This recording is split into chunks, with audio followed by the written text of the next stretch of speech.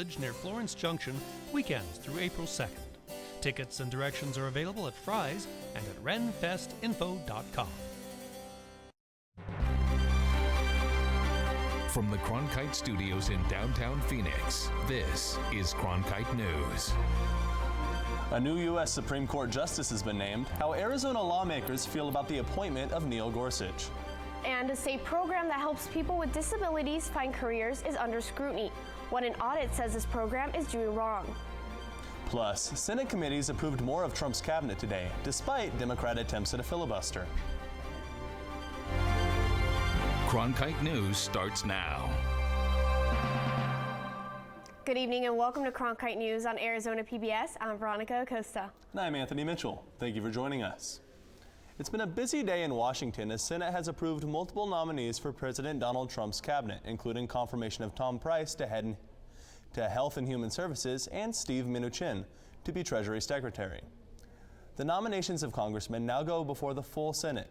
The approval comes after 2 days of boycotts from the Democrats who criticized Mnuchin for how he handled thousands of mortgage foreclosures and claimed that this nomination would not work to keep Wall Street greed in check. After weeks of hearings, the Senate Judiciary Committee has also approved the nomination of Senator Jeff Sessions of Alabama to be Attorney General. Sessions' approval comes days after President Trump fired Sally Yates, who was acting Attorney General from the Obama administration, after she came out against Trump's travel ban. The full Republican-controlled Senate is expected to approve Sessions next week.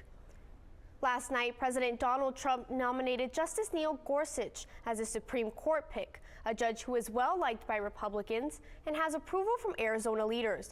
Cronkite News reporter Tyler Finger went to the High Court in Washington to collect reaction from the nomination. Good evening. Less than 24 hours ago, President Donald Trump revealed his pick for who he thinks should replace Justice Antonin Scalia here at the U.S. Supreme Court, and the Arizona congressional delegation responded quickly. Today, I am keeping another promise to the American people by nominating Judge Neil Gorsuch. With those words, President Donald Trump set off a firestorm in Washington. Arizona Congressman Ruben Gallego had harsh words today. Well, I'm advocating for the Senate to filibuster. I think for many reasons, but most importantly, just because Trump, number one, is not a normal president. Representative Gallego isn't concerned with Judge Neil Gorsuch's resume. He says his concern is the man in the Oval Office. This is not an issue of qualifications, it's an issue of Donald Trump. About what an unqualified president he is and how he's already acting in a very authoritarian manner that I think is very dangerous for democracy. Gallego's comments are a far cry from Republicans on the Hill. Representative Andy Biggs said today he's looking forward to Judge Gorsuch taking his seat at the bench. I'm hopeful that in the end you'll see 60 votes in the Senate to confirm Judge Gorsuch. If Judge Gorsuch is confirmed, experts don't expect a swing in the court's rulings because of his similarities to Justice Antonin Scalia. Practically, there will be very little difference in the kind of law we get out of the Supreme Court from this justice. Senator Jeff Flake told us yesterday that he's looking forward to the chance to vote to confirm President Trump's nominee. We're excited to maintain the balance on the court by confirming a principled conservative. Neil Gorsuch made his rounds on Capitol Hill today, but as of now, no hearings have been set. For now, at the U.S. Supreme Court, Tyler Finger, Cronkite News. Phoenix lawyer Paul Eckstein teaches congressional law at the Sandra Day O'Connor College of Law. He says that Neil Gorsuch's conservative record mirrors that of the late Justice Scalia. This is a conservative replacing a conservative. One of the reasons the Republicans last year were so united in their opposition about not giving Merrick Garland a hearing was, had he been confirmed, it would have been a, quote, liberal replacing a conservative, which would have changed the balance of the court. Senator Jeff Flake also spoke out about Secretary of State nominee Rex Tillerson today, saying he was impressed by the answers Tillerson gave in the hearings and encouraged by his views on foreign policy. The Senate approved Rex Tillerson earlier today, ending a Democrat filibuster and moving him to the next steps of a full Senate confirmation. The Trump administration announced they are putting Iran on notice after they expedited a ballistic missile test in the Red Sea. National Security Advisor Michael Flynn condemned the actions and issued a threat. Iran continues to threaten U.S. friends and allies in the region. The Obama administration failed to respond adequately to Tehran's malign actions. The Trump administration condemns such actions by Iran that undermine security, prosperity, and stability throughout and beyond the Middle East, and which places American lives at risk. As of today, we are officially putting Iran on notice. Trump decided to attend a funeral of a Navy SEAL that died in Yemen during a raid on al-Qaeda. The raid took place on Sunday under Trump's orders. Members of al-Qaeda were killed in the raid. However, there are reports of civilian casualties. No numbers have been confirmed. 2 F-16s engaged in a training exercise shot and killed one person and injured another last night. The man killed was a civilian contractor for Holloman Air Force Base. The injured person was an Air Force service member. They were part of a ground control team for the base in New Mexico. The fighter jets belonged to a group located at Arizona Luke Air Force Base. The F-16s were aiming for the White Sands missile range, and members of the ground control party were caught in the crossfire. The person injured was treated and released from the hospital. Officials are still investigating, and no identities have been released. Last year, the state of Arizona sent incorrect refund information to nearly 580,000 taxpayers. The mistake could cause people to file inaccurate tax returns this year. The 1099-G forms for 2016 are supposed to show funds from their 2015 tax return. Instead, the Department of Revenue sent out forms that showed refunds after filing their 2014 tax returns. Taxpayers use these forms to file their federal and state taxes. Having incorrect information on these forms could cause them to be flagged by the IRS. A state program that helps people with disabilities establish new careers is under scrutiny. A new report says the Vocational Rehabilitation Services Program could be running a whole lot more efficiently. Judson Tomeko is in the broadcast center with details on this state audit. Right now, there are about 2,800 Arizonans on the program wait list. The report by the Arizona Auditor General's office says that number could be slashed by more than 2/3 if the program had better financial oversight.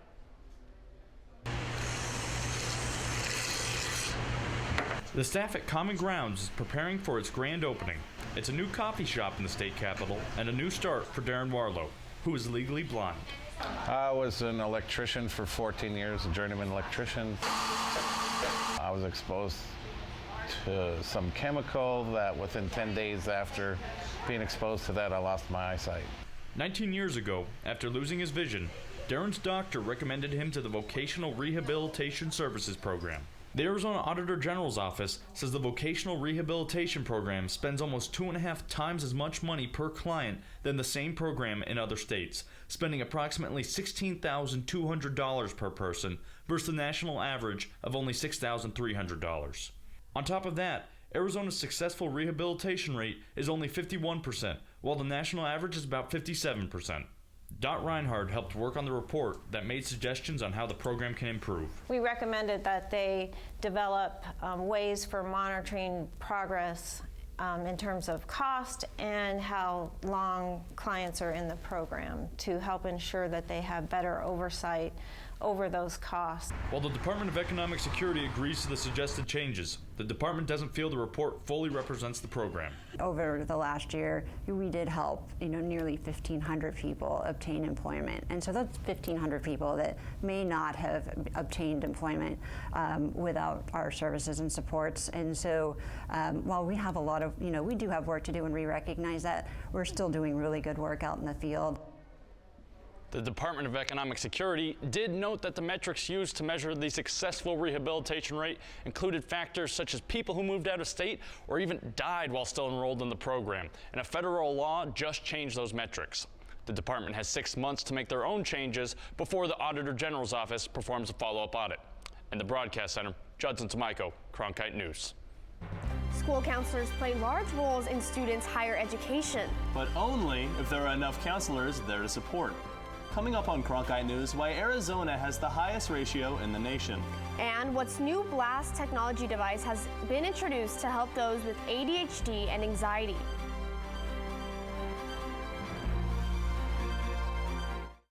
I'm Scott Pelley, anchor and managing editor of the CBS Evening News.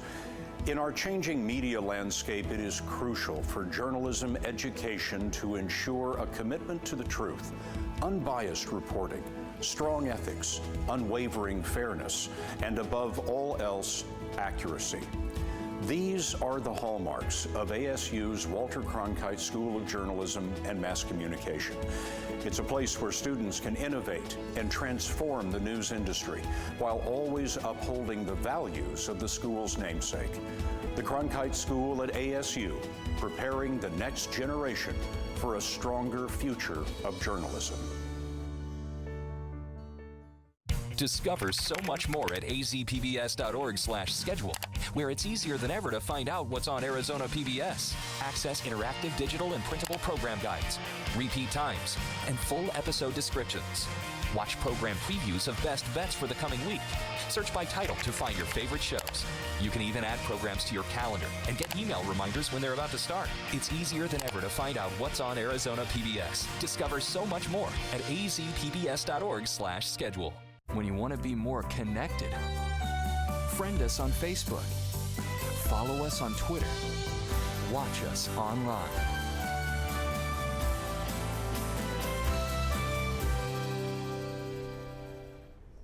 Arizona teachers struggle with too many students in their classroom, but so do school counselors. Instead of focusing on getting students to graduate, now their job revolves around these domains: social, emotional, college and career, and academic. Reporter Kaylee Nassif visited Flagstaff to see how one nationally recognized counselor manages a high number of students. Catherine Pastor is a school counselor at Flagstaff High School. Last year, she was named the National School Counselor of the Year. She says the hardest part of her job, knowing there's only so much she can do. So you see these kids struggling and you wish that there was more that you could do for them, but you know that sometimes they have to go on that journey and hopefully, make it out on the other side okay. When student Kaylee Rahili was a freshman, she had a hard time adjusting to changing schools. Pastor helped her find her place. I just went through a whole bunch of issues, and going and talking to her was just like, she boosted my confidence, got me involved in a bunch of clubs on school. Pastor oversees 480 of Flagstaff High School's 1,600 students. In order to serve all her students, she often does large group teaching or small group counseling sessions. Because it would be physically impossible for me to see that number of students individually throughout the school year. The American School Counselor Association recommends 250 students to every one counselor. Arizona has the highest ratio in the nation, with 941 students to every one counselor. I wish that counselors across the country could have a caseload that would be like that, because then we could really provide the in-depth services that our students need. She believes one reason Arizona's ratio is so high is because, similar to teachers, the rate of pay is behind that of other states. Through the community support, we are able to offer counseling throughout all of our grade levels. Counseling often gets forgotten in discussions about education, but Pastor stresses its importance. Counseling profession is a very essential piece to what we're doing in education, and our profession matters. We make difference every day when we come to work. From her students' response, it's clear Pastor's difference is a big one. In Flagstaff, Kaylee Nassif, Cronkite News. Pastor visited the White House earlier this year for a panel put on by Michelle Obama's Reach Higher initiative. New technology is helping people who may suffer from anxiety and ADHD. Alexa Arms talks to the creator of Buzzies to find out more about the science behind what makes them work. Most of the time, I'm just kind of worried about everyday, homework, what's going to happen tomorrow. Anxiety disorders are the most common mental illness in the United States, affecting nearly 18% of the population. When people are self-regulating, when people aren't stressed out, they perform better, they make better decisions, they sleep better, their overall health is better. For decades, people have turned to bilateral stimulation as a way to deal with difficult situations. The therapy helps distract the brain so that information can be processed in a new, less distressing way. Normally, sessions are performed in a doctor's office, but Dr. Amy Sarin has found a way to make these treatments mobile. What I did that was new was improve some of the technology, the waveform, and the delivery method to give access to people outside of doctors' offices. Sarin says that bilateral stimulation can help with PTSD, OCD, anxiety, sleeping disorders, and even keep you focused in the classroom. Buzzies interferes with the way the body responds to stress by sending signals to the brain. It just gives you that calming sensation that you just can't find a lot of times. Since discovering Buzzies in December, Jennifer Childress and her 2 daughters have noticed a difference. The therapies help, but there's always the day-to-day crisis moments where you need that help. Buzzies can be worn on the wrists or in your pocket and are activated by an app on your phone. More than 2,000 sets have already been shipped out in the last month. In Peoria, Alexa Arms, Cronkite News. As of now, Buzzies are only available online. You can visit their website at www.buzzies.com. Cameras, police, and pop-up jails. These are just a few of the latest security measures being taken at the Waste Management Open. Security is being increased to control the massive crowds that attend the Open. Why these extra precautions are now in place. It's another sunny day here in the Valley, perfect for going outside, and lucky for us, that weather is here to stay. I'll have your full forecast coming up.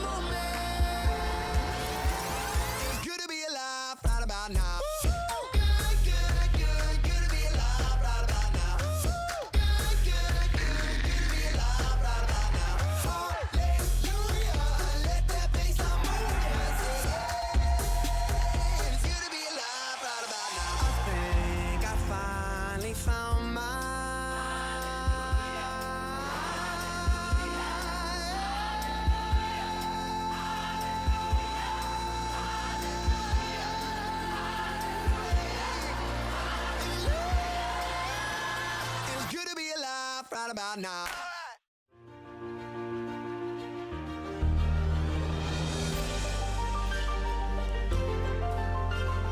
Officially from 36, and he hooks it in. Arizona State wins. Keeping one deep, and it is caught. Jalen Strong. Do you believe it?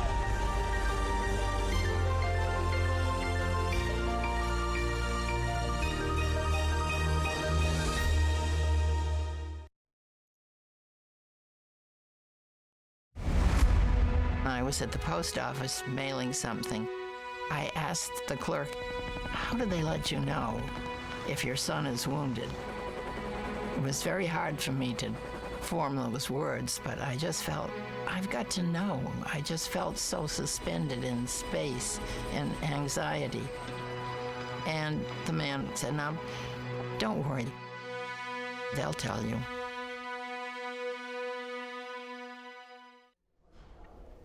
The city of Scottsdale has a population of about 200,000. That number will more than double on Saturday as fans fled TPC Scottsdale for the Waste Management Phoenix Open. Cronkite News reporter Tyler Pally found out what safety precautions are now being taken by authorities at this year's event. For many, the Waste Management Phoenix Open is more than a golf tournament. It's a party. But tournament chairman Andy Markham said it's important for fans to remember why they're actually there. We want to just remind people that we should respect the fans, respect the players, and respect the game, and just take golf to where it originally started and come out and have a good time and enjoy, but let's be safe. Scottsdale Police Sergeant Ben Hoster says the ever-increasing popularity of the greenest show on grass, coupled with the tournament's proximity to a large collegiate population, underage drinking is one of the event's biggest challenges for authorities. It's an issue that we do see here and we pay attention to. Hoster said there will be cameras all around TPC Scottsdale, monitored by law enforcement, as well as jails set up around the course, including one near the famous 16th hole. If someone gets arrested out by 16, we have a temporary jail tent that's set up out there, and then our jail staff will come out on carts and they'll cart them back to our jail center, which is up on the Hayden Bridge. While declining to give specific numbers, Hoster said hundreds of people were arrested last year. Scottsdale Police and Fire Departments are leading the joint effort to combat overconsumption of alcohol and underage drinking. Hoster said he expects the event to break last year's record of more than 618,000 fans, but he has a message to all those who come out this year. With over almost 200,000 people on Saturdays, we can't catch everybody, so we do our best, and those folks that are unfortunate enough to deal with the police that are underage have to deal with the consequences. Federal agencies, including the FBI and ATF, will also be at the event as precautionary measures, as well as hazmat units from around the valley. In Scottsdale, Tyler Paley, Cronkite News. It'll be a great week on the greens when it comes to weather. Lauren Herberger is tracking the forecast in the Cronkite Weather Center. It's a gorgeous day out there, sunny and clear skies in the valley. Temperatures across the state are a little bit higher than we've normally seen the past couple of weeks. It's currently 48 in Grand Canyon, 51 in Show Low, and 77 in Yuma. Now across the valley, we're seeing temperatures in the low to mid 70s. If you were out in Scottsdale for the first day of the Phoenix Open, it's 72 out there right now, 75 in Goodyear, and 73 in Maricopa. While we are in the 70s during the day, we're still seeing cool early morning temperatures. Tomorrow morning, we're gonna expect temperatures in the low 40s, 43 in Buckeye and Goodyear, and then 48 in Apache Junction in Phoenix. What this means is when you're getting your kids ready for the bus stop, getting them ready for school, you're getting ready for work, layers are gonna be key. You wanna bundle up because it's gonna be 48 degrees outside, but then 73 when you come home. Tomorrow and Friday, we're gonna see temperatures 75, 76, cloudy skies, but those temperatures and weather is going to creep up into the 80s, and it's going to get clearer as we go into the weekend. Super Bowl Sunday, we're going to see gorgeous weather, perfect for cooking out, 79, and then that's going to continue next week. Good news is those early morning temperatures are going to creep up into 50s, almost 58 on Wednesday morning. Great start for our week. Cronkite weather, Lauren Hornberger. Arizona State University has a close connection to the Olympics. Now, the university plans to create an Olympic village in Tempe.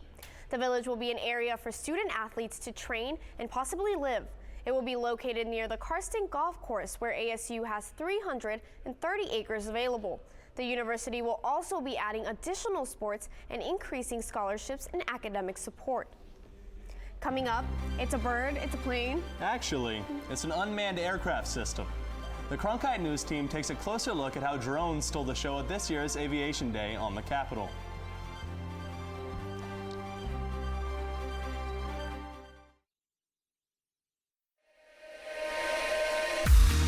Heaven knows you're a dreamer. Don't hide it from anyone. Don't hide it from anyone.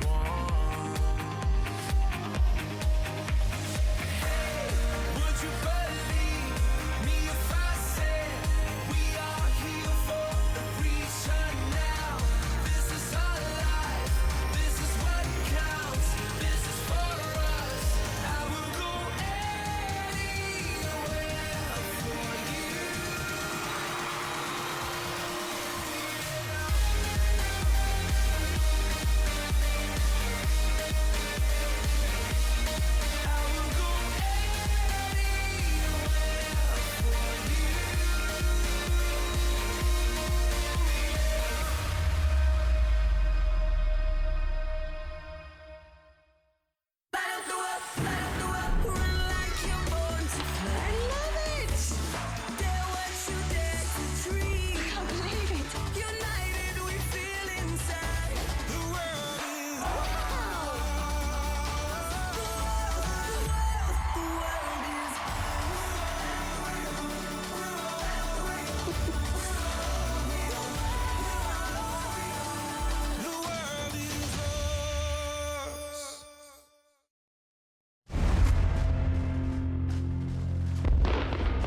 Combat is like crack cocaine.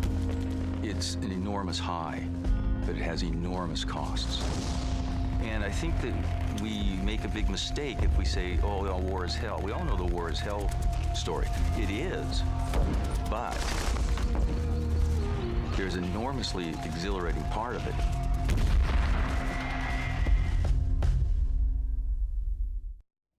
Aviation Day is held at the Capitol building every year to promote and celebrate the aviation industry in Arizona.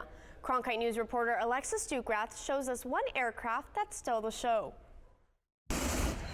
For one day out of the year, aviation takes center stage on the Capitol lawn. From hot air balloon baskets to the sheriff rescue helicopter, there is something for everybody. This year, one booth in particular attracted a lot of traffic. Today we're just doing an exhibit showcasing all of the different SUAS types of equipment and opportunities. It's a booming industry, and we wanted to show the public a little bit more about it. SUAS stands for Small Unmanned Aerial Systems, or what's more commonly known as a drone.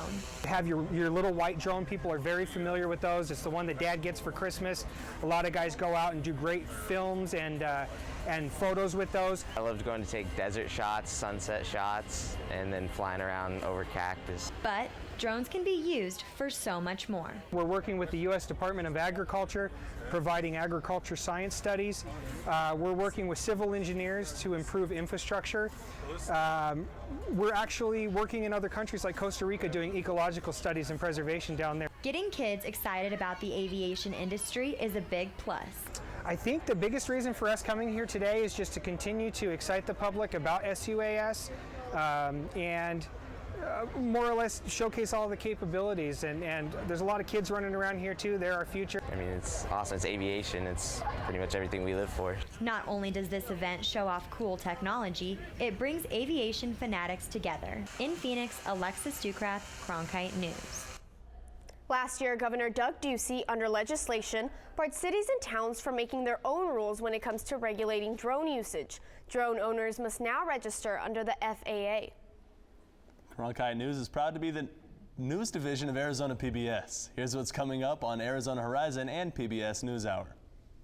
On the next Arizona Horizon, we'll have analysis of President Trump's selection for the U.S. Supreme Court, and we'll hear how e-commerce on Indian reservations comes with some unique legal entanglements. I'm Judy Woodruff. On the next NewsHour, I sit down with Vice President Mike Pence for his first television interview since taking office. That's Wednesday on the PBS NewsHour.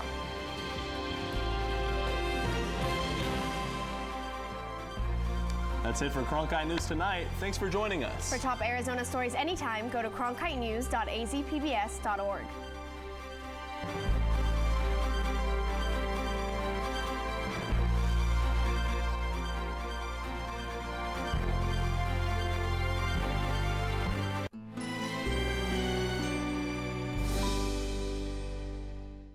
The Aurora, a source of awe and mystery. This is a visual journey around the globe to unlock the secrets, the legends, and the breathtaking wonder of this natural spectacle. Tonight at 9 on Arizona PBS. Explore new ideas and new worlds here on Arizona PBS, a community service of Arizona State University.